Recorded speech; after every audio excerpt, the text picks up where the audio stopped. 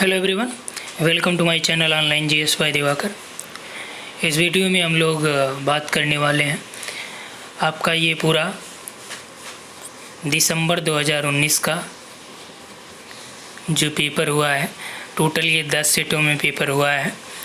इस 10 सेटों को यहाँ पे अलग अलग यूनिट में डिवाइड करके रखा गया है, यानी कि यूनिट 1 से 10 सेटों में कितने प्रश्न आए हैं, इसको एक एक टॉपिक का, जैसे मान लीजिए यूनिट 1 में भी अलग अलग टॉपिक हैं जो आपका रिसर्च एप्टीट्यूड का है, उसके एक एक टॉपिक में कितने प्रश्न 10 सेटों में पूछे गए हैं, सबको यहाँ पे अलग अलग इंक्लूड करके रखा गया है। और ये आपके आगामी परीक्षाओं के लिए बहुत ही महत्वपूर्ण होगा। और साथ ही साथ जो पेड कोर्स वाले हैं उनके लिए भी बहुत ही महत्वपूर्ण इसलिए होगा क्योंकि वहाँ पे हमने एक एक, जैसे मान लीजिए यूनिट 1 का पहला टॉपिक ये है, तो इसमें हमने उनको पहला टॉपिक वहाँ पे कंप्लीट कराया डिटेल्ड में थ्योरी के साथ, प्लस उनको वहाँ पे प्रैक्टिस भी कराया है। तो 2019 का जो दिसंबर वाला है, इसीलिए हमने इसको अलग अलग करके रखा है ताकि जो आपका इस टॉपिक से जो प्रश्न आया है उसको शामिल कर दिया। तो जो आपने टॉपिक जब इसको पढ़ेंगे आप, तब इसको सॉल्व कर लीजिए प्रश्न। तो अगर ये प्रश्न आपसे सॉल्व हो जा रहा है तो यानी आपके द्वारा जो टॉपिक पढ़ा गया वो आसानी से आपने उसको पढ़ा या आपके समझ में वो आया है। ठीक, तो यहाँ पे लगभग 50 से 60 प्रश्न शामिल किए गए हैं और ये आपकी परीक्षाओं के लिए बहुत ही महत्वपूर्ण है। तो यहाँ पे देखिए जो यूनिट 1 का पहला टॉपिक है शिक्षण की अवधारणा, उद्देश्य, विधियाँ, प्रकार, और जो आपका उसमें 3 आपके स्मरण शक्ति, समझ और विचारात्मक, यानी कि अंडरस्टैंडिंग, मेमोरी और रिफ्लेक्टिव, ये लेवल ऑफ टीचिंग थे। ठीक, तो यहाँ से हम लोग पहला प्रश्न देखते हैं। पहला प्रश्न है कि ये आपका फर्स्ट शिफ्ट का है, सेट 9 का है, 6/12/2019 यानी 6 दिसंबर का ये पेपर है। पहला प्रश्न पूछा है कि ज्ञान के साधन के रूप में अनुपस्थित के संदर्भ में कौन सा सही है। मुझे मेज पर रखे घट का संज्ञान नहीं हो रहा है, इसलिए वहाँ पर वह नहीं है, यानी कि मेज पर रखे घड़े का संज्ञान नहीं हो रहा है इसलिए यह वहाँ पे नहीं है। यहाँ पे पूछ रहा है ज्ञान के साधन के रूप में कौन सा अनुपस्थित है। मेज पर घट की अनुपस्थिति को मैं सीधे प्रत्यक्ष करता हूँ। हालांकि ये जो है ये आपका लॉजिक वाले से है प्रश्न आपका फर्स्ट पेपर का। चूँकि मुझे घट नहीं मिला इसलिए मेज पर घट की अनुपस्थिति में अनुपात लगाता हूँ। मैं मेज पर रखे घट की अनुपस्थिति के विषय में जानता हूँ क्योंकि दूसरी अनुपस्थितियों में मैं इसकी समरूपता जानता हूँ। ये आपका शिफ्ट फर्स्ट का 6 दिसंबर का है। फिर से देखिए कि ज्ञान के साधन के रूप में वहाँ पे आपका टॉपिक है, तो अभी हमने उसको कराया नहीं है। ये ज्ञान के साधन के रूप में अनुपस्थित के संदर्भ में कौन सा सही है, तो जो सही उत्तर यहाँ पे हो जाएगा आपका कि ज्ञान के साधन के रूप में किसकी अनुपस्थिति के संदर्भ में आप यहाँ पे बता सकते हैं कि कौन अनुपस्थित है। यानी कि जो मेज पर रखा गया घट है, यदि उसका संज्ञान आपको होता तब आप कहते कि हाँ वहाँ पे घट है। जब आपको उसका संज्ञान ही नहीं है तो आप ये ही कहेंगे ना कि वहाँ पे वह नहीं है, अर्थात right answer is a. Next है स्मृति स्तर के शिक्षण में निम्नलिखित में से किस पर बल दिया जाता है। यानी कि जो आपका मेमोरी लेवल का शिक्षण होता है उस पे किस में बल दिया जाता है, नहीं किस पे ज़्यादा फोर्स किया जाता है। यहाँ पे देखिए थोड़ा सा छोटा इसलिए किए हैं ताकि एक ही में पूरा यहाँ से क्लियर हो पाए। ठीक, सभी ऑप्शन। अब यहाँ पे देखिए कि स्मृति स्तर शिक्षण में कौन सा किस पे बल दिया जाता है। पहला है कि सोच एवं विचार को व्यवस्थित करना। क्या आपने मेमोरी लेवल जो पहला लेवल है उसमें आपने सोच और विचार को व्यवस्थित करने की बात की थी।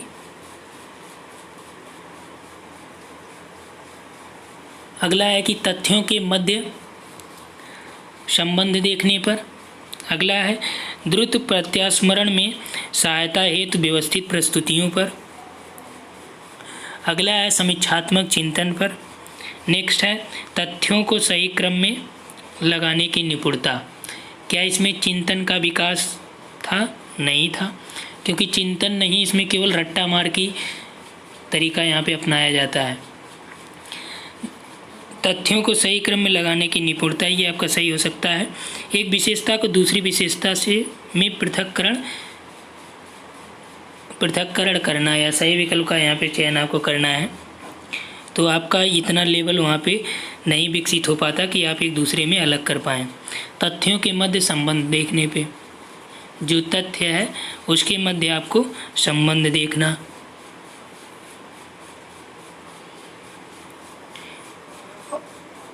अगला है यहाँ पे आपका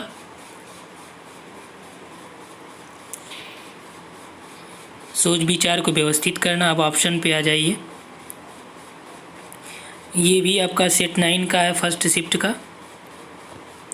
तो आपने यहाँ पे देखा कि सही आंसर क्या हो जाएगी। आपका ऑप्शन ए है, ये ऑप्शन बी है यहाँ से, ये ऑप्शन सी है यहाँ तक, डी तक है। ठीक, डी से यहाँ पे है। तो आपने देखा कि डी तो राइट नहीं होगा, यानी डी जिसमें है वो रॉन्ग हो जाएगा। सी और डी आपका ऑप्शन नहीं होगा। बचा आपके पास ए बी सी और ए सी ई। तथ्यों के मध्य संबंध देखने पर द्रुत प्रत्यास्मरण में सहायता हेतु व्यवस्थित प्रस्तुतियों पे समीक्षात्मक चिंतन होगा नहीं, आपने देख ही लिया। तथ्यों को सही क्रम में लगाने की निपुणता है। तो यहाँ पे जो सही उत्तर आपका हो जाएगा वो है बी ऑप्शन, ए सी और ई। अगला है सामाजिक विज्ञान में केंद्रीय मुद्दा। यह प्रश्न है कि क्या प्राकृतिक विज्ञान की विधियों का प्रयोग कर सामाजिक दुनिया का अध्ययन किया जा सकता है? यह कथन किस विषय की ओर संकेत करता है? अब देखिए, ये भी आपका आ गया, ये रिसर्च वाले से आ गया है। मीमांसा हमने आपको वहाँ पे पढ़ाया है, नोट्स में भी हमने आपको दिया है, और सभी प्रकार की जो मीमांसाएँ हैं इसको हमने वहाँ पे बताया है। जब बात आती है प्राकृतिक विज्ञान की विधियों का, तब वहाँ पे कौन सा हो जाता है? आपका ज्ञान मीमांसा हो जाती है। ठीक, नेक्स्ट आइए, किस शिक्षण स्तर में निम्नतर स्तर के अधिगम परिणामों को ध्यान केंद्रित किया जाता है? ये देखिए आपका यूजीसी का रिपीटेड है, प्रीवियस ईयर हमने सॉल्व कराया था, उसमें आपको मिला होगा। और साथ ही साथ ये पेड कोर्स में हमने कराया है। और यदि जो भी पेड कोर्स के लिए इच्छुक हैं फर्स्ट पेपर का, तो आप कमेंट में बता सकते हैं, वहाँ से आपको लिंक प्रोवाइड करा दी जाएगी। तो पूछ रहा है कि निम्न स्तर के अधिगम परिणामों पर ध्यान केंद्रित कौन करता है? स्मृति स्तर, अवबोध स्तर, विमर्शीय, स्वायत्त विकास। तो जो आपका मेमोरी लेवल था उसमें यही था कि उसमें केवल आपका निम्न स्तर का ये अध्ययन होता है, इसमें केवल परिणाम पे ध्यान केंद्रित करते हैं। स्मृति स्तर, उसी में हमने बताया था आपको रट्टा मारना पड़ेगा। ठीक, चलिए नेक्स्ट यहाँ पे है, आपको देखना है कि विमर्शी चिंतन स्तर, यानी जो आपका सेकंड लेवल का है। तो विमर्शी चिंतन स्तर पर शिक्षण के आयोजन हेतु अपेक्षित बुनियादी आवश्यकताएं क्या होती हैं? इसका नोट्स हमने आपको दिया है। क्या बुनियादी आवश्यकताएं होती हैं, यानी बेसिक क्या होता है कि शिक्षक द्वारा तथ्यों तथा सूचनाओं की व्यवस्थित तथा अनुक्रमिक प्रस्तुति से। अगला है समस्याओं तथा उनके समाधान की प्रक्रिया में छात्रों को अन्वेषण और तत्संबंधी व्याख्या में सहायता प्रदान करने से, छात्रों द्वारा तथ्यों को स्पष्ट किए जाने से, उसकी व्याख्या किए जाने से। और डी है शिक्षक द्वारा ठोस तथ्यों की प्रस्तुति और कार्योन्मुख कार्य अनुक्रम से। तो जो सही उत्तर यहाँ पे हो जाएगा आपका कि विमर्शीय स्तर में क्या होता है, रिफ्लेक्टिव लेवल में जो समस्याएं हैं और उनका समाधान क्या होगा, इसकी खोज करना और उसका व्याख्या करना। ठीक, नेक्स्ट आइए। तो हमने देखा कि उसमें जो टॉपिक था उसको आपने क्लियर किया। अब यहाँ पे हम लोग देखते हैं, ये आपका डी टॉपिक है यूनिट 1 का। तो पहले बी वाले पे आ जाते हैं। अब यहाँ पे हम लोग पास जो नया टॉपिक है वह है शिक्षार्थी की विशेषताएं, जिसमें हम लोग एडोलसेंट और एडल्ट लर्नर्स की कैरेक्टरिस्टिक्स को देखे थे। अब इससे रिलेटेड जो आपका दिसंबर में पूछा गया प्रश्न है उसको भी देख लेते हैं। इसमें कौन कौन से प्रश्न इससे आए थे।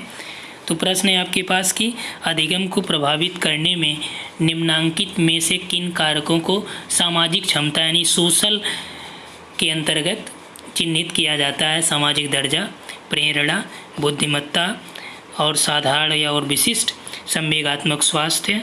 5वां है विचारों को कार्य रूप में परिवर्तित करने में अक्षमता। तो यहाँ पे सामाजिक क्षमता के रूप में किसे चिन्हित किया जाता है, ऐसा पूछा जा रहा है। तो यहाँ पे जो आपका सही उत्तर हो जाएगा वो क्या है?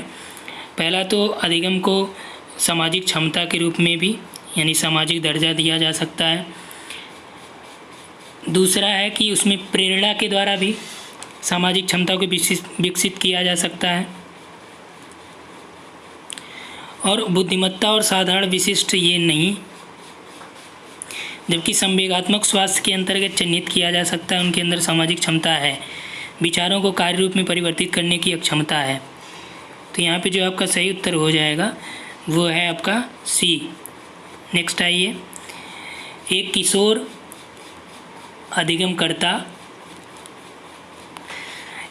अधिगमकर्ता की प्रमुख चारित्रिक विशेषता जो उसके सामाजिक और नैतिक विकास को निर्धारित करती है वो कौन सी है? यानी कि कोई भी एक बच्चा हो, उसका जो सामाजिक और नैतिक विकास को निर्धारित करती है उसकी कौन सी कैरेक्टरिस्टिक्स होगी? माता पिता से दूर रहना की प्रवृत्ति या मूल्यों व मानकों के अनुसरण व नायक पूजा की ओर चेष्टा करना, पड़ोस के संवर्गीयों से घुलना मिलना, पहचान संकट।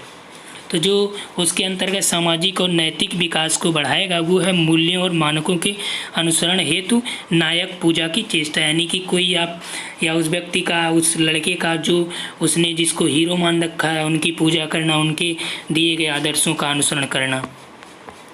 अगला एक नीचे दिए गए कथनों का और तर्कों का यहाँ पे आपको देखना है कि कौन सा तर्क किस पे सही बैठ रहा है।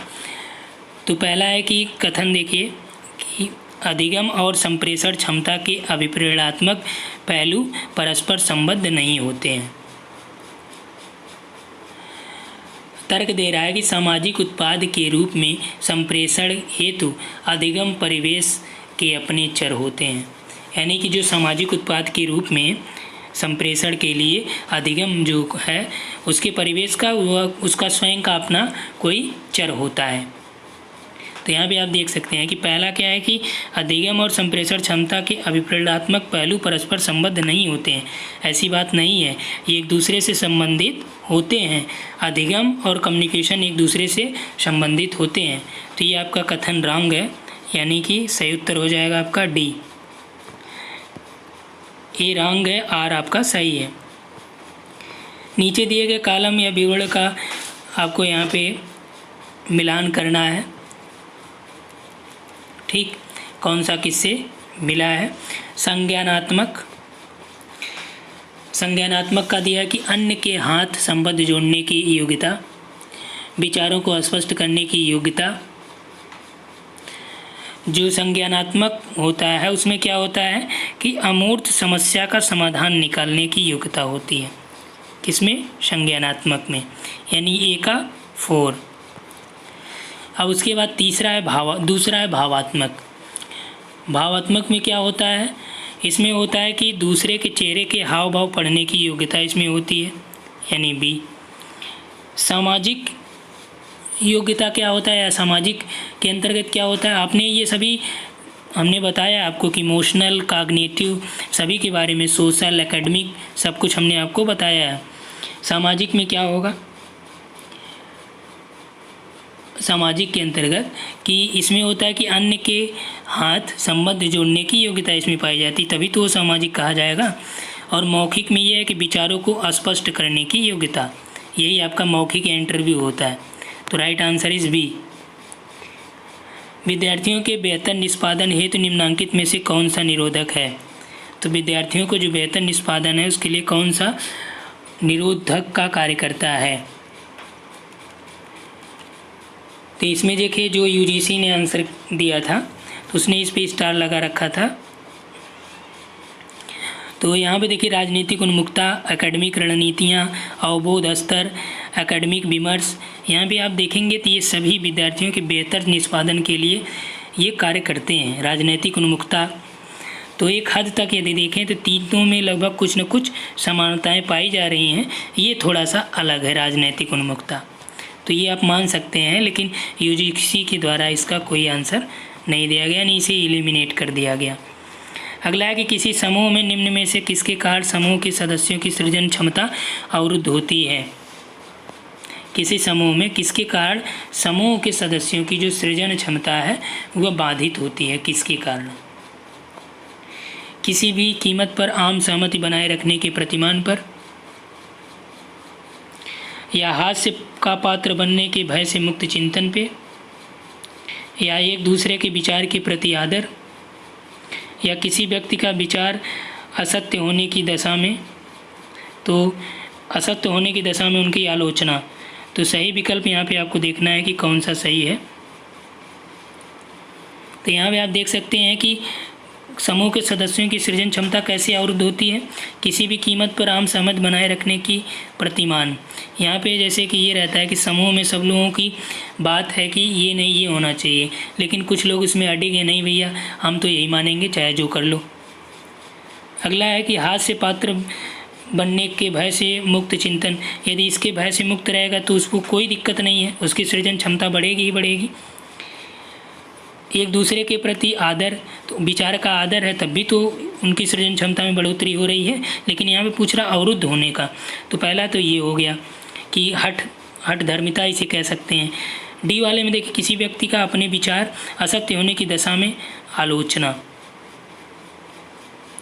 किसी व्यक्ति का विचार असत्य होने की दशा में आलोचना, तो जो भी व्यक्ति है उसका जो विचार है यदि वो गलत है तो उस दशा में उसकी आलोचना करना है। इसका कहते नहीं कि अगर यदि गलत हो जाएगा क्लास में, जैसे आप देखते हैं तो सब लोग बहुत ज़्यादा खिल्ली उड़ाएंगे या कमेंट बोलेंगे, तो ऐसा कुछ आपको नहीं है और उससे डरना नहीं है, मुक्त रहना चिंतन से। यानी कि आपका जो सही उत्तर हो जाएगा वो है,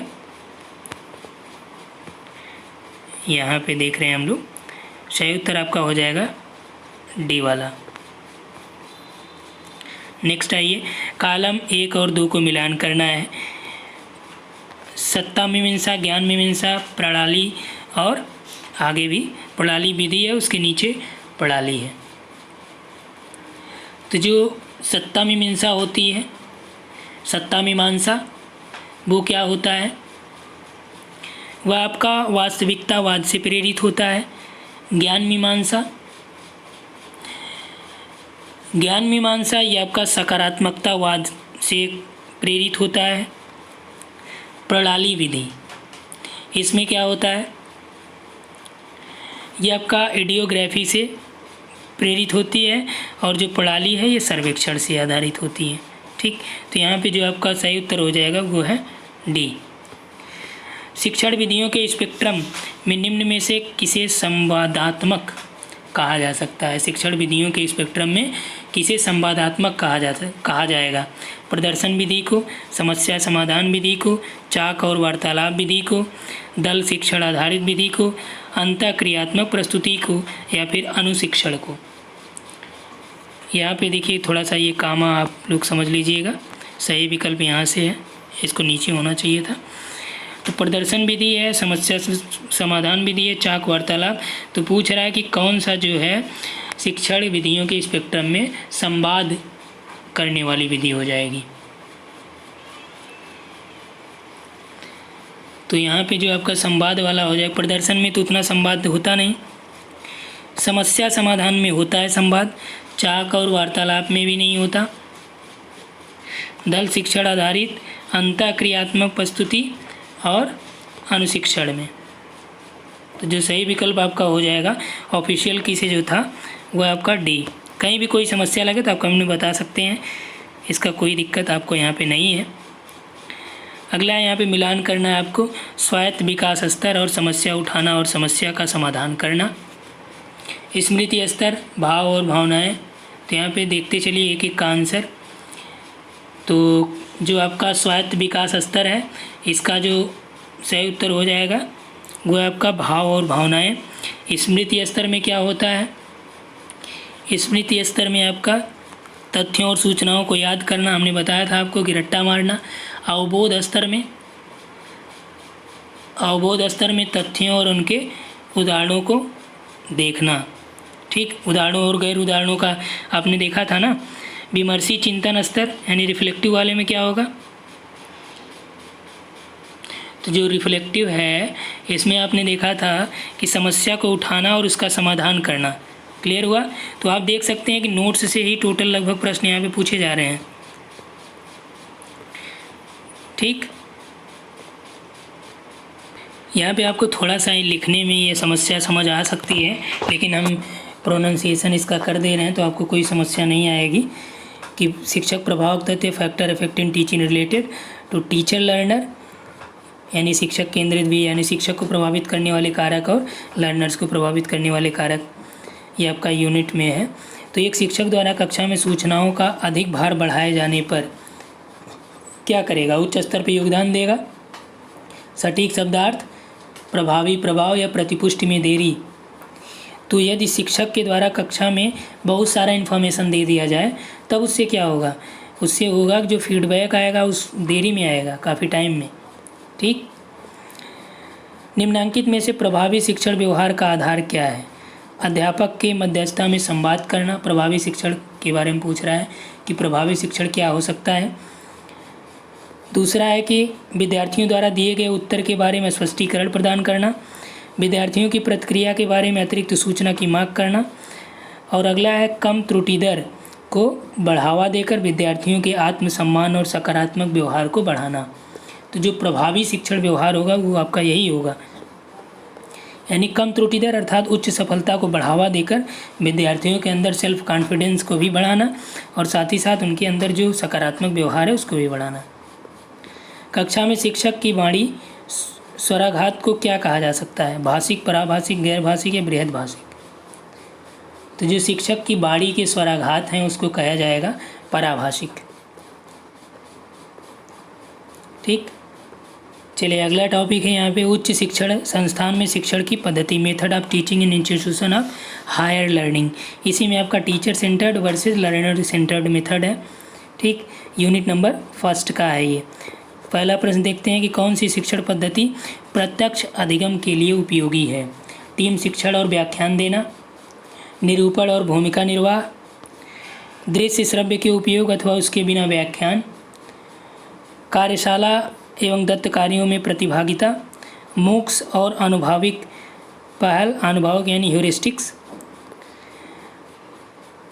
अनंत क्रियात्मक प्रस्तुतिकरण। तो ये आपके 6 हो गए। 6 से आपको यहाँ पे क्लियर करना है कि शिक्षण पद्धति का प्रत्यक्ष अधिगम के लिए उपयोगी कौन सा है। प्रत्यक्ष अधिगम किससे होगा, टीम शिक्षण या व्याख्यान से तुरंत अधिगम होगा, नहीं। निरूपण और भूमिका निर्वाह से, यदि आपका खुद का निरूपण या खुद की भूमिका है तो क्या उससे होगा, जी हाँ। दृश्य श्रव्य के उपयोग के द्वारा अथवा उसके बिना व्याख्यान, ये आपका रॉन्ग है। नेक्स्ट है कार्यशाला या दत्त कार्यों में प्रतिभागिता से आपका होगा। मूक्स और अनुभविक पहल से, तो मूक्स से भी आपका होता है मैस्यू। मूक्स का फुल फॉर्म आप लोग कमेंट में बताएंगे। ठीक, मूक्स का फुल फॉर्म। अनंत क्रियात्मक प्रस्तुतिकरण से नहीं होगा, तो सही उत्तर आपका यहाँ पे हो जाएगा ए बी डी और ई राइट है, बी डी और ई राइट है। शिक्षण में निम्नांकित में से कौन सा अधिगम परिणाम अवबोध स्तर पर प्रयुक्त होता है। ठीक, ये देखिए लेवल ऑफ टीचिंग का ही प्रश्न यहाँ पे हमने इंक्लूड किया है। अवबोध स्तर पे कौन सा परिणाम प्राप्त होता है, तथ्यों को लंबे समय तक प्रत्यास्मरण और धारण रखना, या फिर तथ्यों को लंबे समय तक प्रत्यास्मरण और धारण करना, या तथ्यों के मध्य संबंध और स्वरूप को देखना। अगला है कि विचारों का रचनात्मक निर्माण और आलोचनात्मक व्याख्या करना, तथ्यों और सूचनाओं पर प्रभुत्व। तो जो आपका यहाँ पे राइट आंसर हो जाएगा वो है तथ्यों के मध्य संबंध और स्वरूप को देखना। ये होता अवबोध स्तर का शिक्षण। निम्न में से किस अधिगम सामग्री प्रकारता में प्रस्तुति अत्यधिक संरचनाबद्ध और व्यक्तिपरक होती है। अत्यधिक संरचनाबद्ध और व्यक्तिपरक सामग्री प्रकारता में प्रस्तुति अत्यधिक संरचनाबद्ध और व्यक्तिपरक होती है किसमें, विद्यालयों द्वारा निर्धारित जो पाठ्यपुस्तकें होती हैं, पठन पाठन हेतु सिफारिश की गई पत्र पत्रिकाएं, विमर्श पाठन हेतु चयनित महान चिंतकों के लेख, या अभिक्रमिक अनुदेशात्मक और मॉड्यूलर अधिगम सामग्री। तो जो सही उत्तर यहाँ पे हो जाएगा वह है अनुक्रमिक, अनुदेशात्मक और मॉड्यूलर अधिगम सामग्री। नेक्स्ट है यहाँ पे कथन और तर्क देना है। तो कथन है कि चर्चा के विषय के उद्देश्यों को परिभाषित करना अनिवार्यतः कक्षा संप्रेषण का पहला कदम नहीं है। तर्क दे रहा है कि उद्देश्यों को स्पष्ट रूप में परिभाषित करने से विद्यार्थियों को विषय के बेहतर ढंग से समझने में मदद मिलेगी। तो ये बात तो आपका सही है आर वाला। और ये भी कह रहा है कि चर्चा के विषय के उद्देश्यों को परिभाषित करना अनिवार्य रूप से कक्षा संप्रेषण का यानी क्लास कम्युनिकेशन का पहला कदम नहीं है, ये पहला कदम ही है। तो इसलिए ए वाला रॉन्ग है, आर वाला राइट है। तो डी आंसर इसमें सही। ठीक, निम्न में से कौन सा क्रम उच्च शिक्षा में शैक्षिक प्रौद्योगिकी अनुपूरक के विकास को सही से प्रतिबिंबित करता है? पहला है कि अभिक्रमित अधिगम सामग्री, पाठ्यपुस्तक सहायता, ऑनलाइन और मॉड्यूलर सामग्री। पाठ्यपुस्तक अनुपूरक सामग्री, अभिक्रमित अधिगम सामग्री, मॉड्यूलर सामग्री, ऑनलाइन विधियाँ, ये सभी हायर एजुकेशन के लिए मोस्ट इम्पॉर्टेंट है, यानी राइट आंसर आपका यही हो जाएगा। नेक्स्ट आइए, छात्रों और शिक्षकों दोनों के लिए उपयोगी प्रभावी लेखन के सिद्धांत कौन से हैं? अतिशयोक्ति पर बल देना, विशेषणों का उदारतापूर्वक प्रयोग करना, स्पष्टता, संक्षिप्तता, परिशुद्धता। तो प्रभावी लेखन में क्या जरूरी है? स्पष्टता होनी चाहिए, संक्षिप्तता होनी चाहिए, परिशुद्धता होनी चाहिए। अतिशयोक्ति जरूरी नहीं है, विशेषणों का उदारात्मक उपयोग जरूरी नहीं है, और जटिल वाक्य जरूरी नहीं है। तो सही उत्तर आपका सी, डी और ई हो जाएगा। नेक्स्ट आइए, यहाँ पे आपका शिक्षण सहायक प्रणाली या टीचिंग सपोर्टिंग एड्स या टीचिंग सपोर्टिंग सिस्टम या टीचिंग एड्स आप कह सकते हैं। रचनात्मक उपागम में शिक्षण अधिगम कार्यकलापों को सुनिश्चित करने के लिए सही क्रम आपको देखना है कि रचनात्मक या रचनावादी उपागम में शिक्षण अधिगम। तो रचनावादी उपागम में शिक्षण अधिगम सुनिश्चित करने का जो सही क्रम है वहाँ पे आपका अन्वेषण, व्याख्या, संलिप्तीकरण, विस्तारण या मूल्यांकन करना, विस्तारण करना, संलिप्तीकरण या मूल्यांकन करना, अन्वेषण, व्याख्या, संलिप्तीकरण, अन्वेषण या विस्तारण। तो सही उत्तर आपका यहाँ पे हो जाएगा संलिप्तीकरण, अन्वेषण करना, खोज करना, व्याख्या करना, मूल्यांकन करना और उसका विस्तार करना। रचनावादी अधिगम का उपागम है। निम्नलिखित में से अधिकतम निष्पादन परीक्षण का कौन सा उदाहरण है? तो अधिकतम निष्पादन परीक्षण का उदाहरण ये देखिए आपका यूजीसी का रिपीटेड है। ये भी अधिकतम निष्पादन परीक्षण का उदाहरण कौन सा है? तो सही उत्तर यहाँ पे देखिए जो अभिरुचि परीक्षण है वही है। नेक्स्ट आइए, समावेशी शिक्षा का क्या अर्थ होता है? समावेशी शिक्षा का क्या अर्थ होता है? वह सुनिश्चित करना कि प्रत्येक बच्चे का अधिगम परिणाम हो, या फिर निःशक्तों को मुख्य धारा में शामिल करना, या 14 वर्ष तक के कम बच्चों को अनिवार्य शिक्षा देना, या फिर सुनिश्चित करना कोई बच्चा शिक्षा में पीछे न रह जाए। तो समावेशी का मतलब यही होता है कि जो शिक्षा है उसमें सभी को समाहित कर लिया जाए, कोई बच्चा छूट ना पाए। ठीक, नेक्स्ट आइए, एक अध्यापक के लिए ब्लैक बोर्ड पर लिखने के लिए निम्न में से कौन सी पद्धति सही है? तेजी से जहाँ तक संभव स्पष्ट लिखना, सर्वप्रथम विषय वस्तु को लिख देना, फिर विद्यार्थियों को पढ़ने के लिए कहना, सर्वप्रथम विद्यार्थियों से प्रश्न पूछना और फिर उत्तर को बिल्कुल वैसे लिखना, या मुख्य बातों को जहाँ तक संभव स्पष्टता से लिखना। तो जो सही उत्तर आपका यही है, जो मेन बातें हैं वही आपका वहाँ पे लिखी जाती हैं और स्पष्टता से। अध्ययन का उच्चतम स्तर क्या है? अध्ययन का उच्चतम स्तर क्या है? ये भी देखिए आपका 2013 का ये प्रश्न है। तो जो अध्ययन का उच्चतम स्तर होता है वो है सशर्त परिवर्त अध्ययन।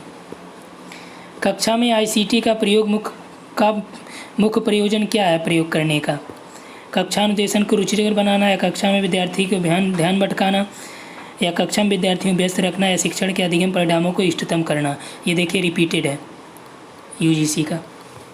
सही उत्तर डी, और ये आपका दिसंबर में पूछा है। और प्रीवियस ईयर से देखिए अब तक आपने देखा कि 4 से 5 प्रश्न ऐसे आए हैं जो सेम पूछे गए हैं परीक्षाओं में। ठीक, अगला देखिए मूल्यांकन प्रणालियों से देख लेते हैं, इवैल्यूएशन सिस्टम से कौन कौन से प्रश्न पूछे गए थे। तो यहाँ पे पहला प्रश्न है कि निम्नांकित सूची में से ऐसे परीक्षणों को चिन्हित कीजिए जो शोध के संदर्भ में इष्टतम कार्य निष्पादन परीक्षण की कोटि में आते हैं। व्यक्तित्व परीक्षण, प्रक्षेपी व्यक्तित्व, उपलब्धि, अभिवृत्ति, बुद्धि या अभिरुचि परीक्षण। तो यहाँ पे जो आपका सही उत्तर हो जाएगा वो है इसमें CE और F, उपलब्धि परीक्षण और बुद्धि परीक्षण और अभिरुचि परीक्षण। ये सभी आपका शोध के संदर्भ में इष्टतम कार्य निष्पादन का परीक्षण किया जाता है। एक विश्वविद्यालय शिक्षक किसी बाहरी परीक्षण एजेंसी के द्वारा सत्रांत मूल्यांकन में विद्यार्थियों के सामाजिक आर्थिक पृष्ठभूमि के संदर्भ में विद्यार्थियों के आकांक्षा स्तर का प्रभाव उनके शैक्षणिक निष्पादन पर अध्ययन करने की योजना बनाता है। तो इसमें आश्रित चर कौन सा है? ये देखिए हमने आपको इसका PDF दिया था, तो इसमें आश्रित चर कौन सा होगा? जो विद्यार्थियों का शैक्षणिक निष्पादन है यही आपका आश्रित चर होगा। हमने आपको बताया है प्रयोगात्मक अनुसंधान जब पढ़ा रहे थे वहाँ पे भी। निर्माणात्मक मूल्यांकन का मुख्य उद्देश्य क्या होता है? विद्यार्थियों को अगली कक्षा में प्रोन्नत करना या उनके अधिगम को बढ़ाना, कक्षा में सहयोग को बढ़ावा देना, अधिगम की कठिनाइयों को समझना। तो सही उत्तर यहाँ पे आपका विद्यार्थियों के अधिगम को बढ़ाना। अगला है विद्यार्थियों का एकेडमिक निष्पादन किससे संबंधित है? प्रज्ञा, अभिप्रेरण, शारीरिक गठन या लिंग, किससे है? तो सही उत्तर आपका यहाँ पे विद्यार्थियों का जो एकेडमिक निष्पादन की बात की जा रही है तो कौन सा है इसमें? तो ये आपका अभिप्रेरण और प्रज्ञा। कौन सा पारंपरिक मूल्यांकन का विकल्प नहीं है? तो पारंपरिक मूल्यांकन किस में नहीं किया जाता? बहुविकल्पी कार्य निष्पादन, पोर्टफोलियो, प्रदर्शनियाँ। तो जो पारंपरिक मूल्यांकन है उसमें आपका बहुविकल्पी प्रश्न नहीं दिए जाते। ये मॉडर्न की टेक्नोलॉजी है, ठीक, ये मॉडर्न की ये तरीके हैं। अगला है कि कौन सा आकलन संबंधी पूर्वाग्रह में योगदान नहीं देता? तो आकलन संबंधी पूर्वाग्रह में योगदान कौन सा नहीं देगा? यदि आकलन पद्धति लचीली और विविधतापूर्ण हो जिससे सुविधा वंचित छात्र सहज हो सकें, यही आपका पूर्वाग्रह में योगदान नहीं करता। जबकि अन्य पूर्वाग्रह में मध्यम वर्गीय मूल्य का समर्थन करने वाले उत्तर हों, तो यदि टीचर ऐसा हो तो भी पूर्वाग्रह से ग्रसित होगा। भाषा से संबंधित पूर्वाग्रह, मूर्त और अमूर्त तर्क करने की क्षमता से संबंधित, ठीक। कौन सा मूल्यांकन मानकों का नज़र रखने के समय समय पर आयोजित किया जाता है? रचनात्मक मूल्यांकन, योगात्मक, पोर्टफोलियो, प्रदर्शन। तो सही उत्तर क्या हो जाएगा यहाँ पे आपका? कौन सा मूल्यांकन नज़र रखने के साथ साथ समय पर आयोजित होता है? वो है आपका योगात्मक मूल्यांकन। किस आकलन प्रविधि में अंतर्भूत प्रेरणा को बढ़ाने हेतु इष्टतम संभावना है? अंतर्भूत प्रेरणा को बढ़ाने के लिए इष्टतम संभावना क्या है? तो सही उत्तर यहाँ पे हो जाएगा रचनात्मक आकलन आधारित मूल्यांकन। नेक्स्ट है कौन सी मूल्यांकन प्रणाली नवोन्वेषी प्रैक्टिस की श्रेणी के अंतर्गत शामिल है? नवोन्वेषी, देखिए इनोवेशन टेक्नोलॉजी आ गई ना, ये भी हमने आपको कराया है, आप कर सकते हैं। सेमेस्टर की परीक्षाएं, कार्य निष्पादन मूल्यांकन, पोर्टफोलियो, अधिगम परिणाम आधारित मूल्यांकन। तो सही उत्तर यहाँ पे क्या हो जाएगा? ये भी आपका रिपीटेड ही है, हमने इसको आपको प्रैक्टिस सेट में कराया भी, अधिगम परिणाम पर आधारित मूल्यांकन। अगला, नीचे दिए गए एक प्रभावी शिक्षक की उन योग्यताओं को चिन्हित कीजिए जो व्यक्तित्व और अभिवृत्ति से संबंधित है। नियंत्रण की संस्थिति, संप्रेषण, प्रबंधन, आत्मसमर्थन, शिक्षक का उत्साह, संगठित और व्यवस्थित होना। तो इसमें सही विकल्प आपको चयन करना है, कौन सा है? तो पूछ रहा है कि प्रभावी शिक्षक की योग्यता कौन सी है, उनकी व्यक्तित्व अभिवृत्ति से संबंधित। तो यहाँ से आप देख सकते हैं नियंत्रण की संस्थिति है और आत्म सामर्थ्य उनका, साथ ही साथ संगठित और व्यवस्थित होना, ये सभी उनके व्यक्तित्व और अभिवृत्ति से संबंधित है, ध्यान रखिएगा, यानी बी राइट। कौन सा निर्माणात्मक मूल्यांकन की विशेषता है? देखिए कई बार ये पूछा गया, कई सेटों में निर्माणात्मक पूछा गया। मूल्यांकन सत्रांत हो, यानी सत्र के अंत में हो, मूल्यांकन कार्यक्रम तैयार करने के पहले हो। ये देखिए आपका रिपीटेड है, तो सही उत्तर यहाँ पे आपका कि जो मूल्यांकन है वो क्या हो, शिक्षण के दौरान किया जाए। अब यहाँ पे 2 सेट दिए गए हैं, इसका मिलान करना है आपको। ठीक, चलिए मिलान कर लेते हैं। निर्माणात्मक मूल्यांकन दिया है, तो निर्माणात्मक मूल्यांकन किससे संबंधित होता है, इधर देख लीजिए, जिसमें सुधार की गुंजाइश की पहचान हो सके, यानी ये वाला आपका ए से हो गया। संकलनात्मक मूल्यांकन किससे संबंधित है, समेटिव, तो संकलनात्मक मूल्यांकन ये आपका किससे संबंधित है, अधिगम स्तरों का निर्धारण से। मानक संदर्भित परीक्षण, ये भी हमने आपको कराया है। मानक संदर्भित परीक्षण निपुणता के मानकों को बताना कि जो मानक संदर्भित परीक्षण, ये परीक्षण की जांच ये आपका है दूसरों के साथ छात्रों के निष्पादन की तुलना करना। निकष संदर्भित परीक्षण, ये भी हमने कराया है। तो निकष संदर्भित परीक्षण ये आपका निपुणता के मानकों को बताना, निकष संदर्भित है। ठीक, क्लियर। नेक्स्ट आइए,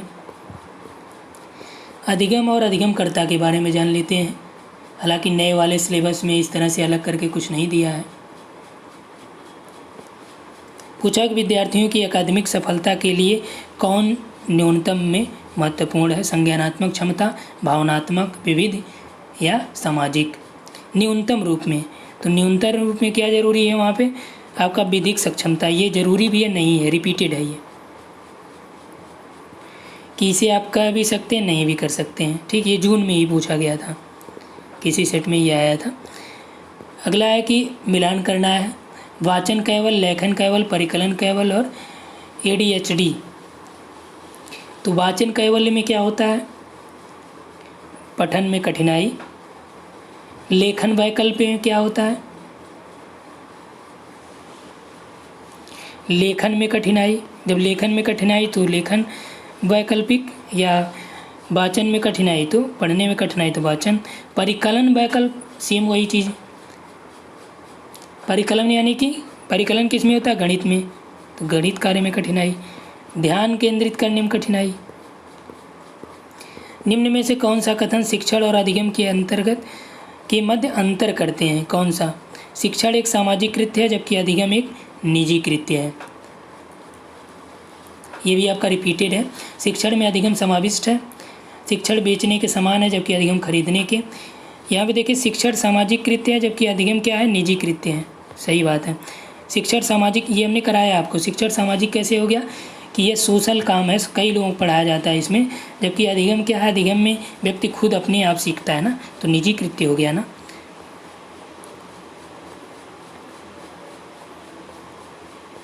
लेकिन यहाँ पे आपके कई ऑप्शंस भी हैं, ये भी देखना है। प्रशिक्षण में अधिगम समाविष्ट है या शिक्षण बेचने के समान है और अधिगम खरीदने के समान है, ये भी बात सही है। अगला है कि शिक्षण बिना अधिगम प्राप्ति के हो सकता है, ये सही है। शिक्षण बिना अधिगम प्राप्ति के हो सकती, नहीं, ये नहीं हो सकता, क्योंकि शिक्षण तभी होगा जब अधिगम होगा। बिना अधिगम के शिक्षण नहीं हो सकता, लेकिन बिना शिक्षण के अधिगम हो सकता है। शिक्षण अधिगम और शिक्षार्थी की ओर लक्षित है जबकि अधिगम क्या है, प्रायः स्वयं के लिए होता है, ये सही बात है। यानी आपका जो राइट आंसर हो जाएगा A, C और E। अगला है सीखने के लिए अधिगम को प्रोत्साहित करने हेतु कौन सा सबसे उपयुक्त होगा। तो सीखने के लिए अधिगम के लिए उपयुक्त सबसे ज़्यादा शिक्षा प्रौद्योगिकी उपकरणों का प्रयोग, अधिगम के अंतरण हेतु अवसर बढ़ाने हेतु शिक्षण आयोजित करना, विद्यार्थियों द्वारा दक्षता ग्रहण करने हेतु उन्हें कार्य सौंपना, या निरंतर परीक्षाएं आयोजित करना। तो सही उत्तर यहाँ से हो जाएगा कि अधिगम के अंतरण हेतु अवसर बढ़ाने हेतु शिक्षण आयोजित करना। सीखने का अधिगम यही होगा। अगला है अधिगम कर्तृता व्यवहार की उन विशेषताओं की पहचान कीजिए। ये थोड़ा सा टफ है, हिंदी इंग्लिश देखने को नहीं मिला था, क्योंकि ये अभी प्रॉपर तरीके से इसका कोई मार्केट में बुक या पेपर नहीं मिल पाया था, तो जो नेट पे सर्च करने पे कई कई जगह कलेक्शन इसका मिला, तो वहाँ से कॉपी पेस्ट करके बनाया गया है। और इंग्लिश वाला वर्जन नहीं मिल पाया, ठीक।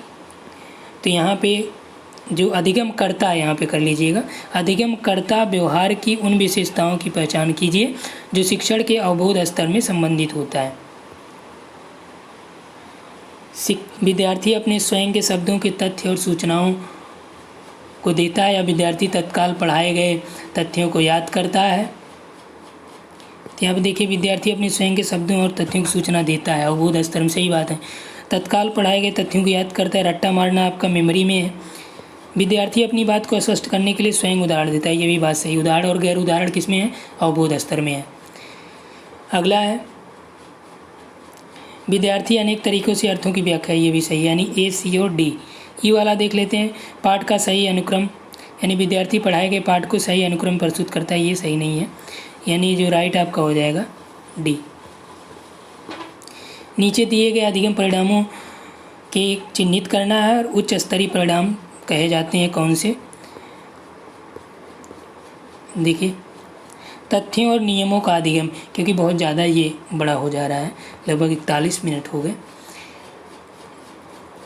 चलिए, तथ्यों और नियमों का अधिगम करना। यहाँ पे प्रश्न है कि अधिगम परिणाम को सूची में से ऐसे परिणामों को चिन्हित कीजिए जो उच्च स्तरीय परिणाम कहे जाते हैं, यानी हायर लेवल के जो रिजल्ट कहे जाएंगे उसको आपको यहाँ पे सूचीबद्ध करना है। पहला है तथ्य और नियमों का अधिगम, ये आपका हायर एजुकेशन, हायर लेवल का नहीं होगा। विश्लेषण और संश्लेषण की क्षमता प्रदर्शित करना, ये आपका हायर लेवल का परिणाम हो जाएगा।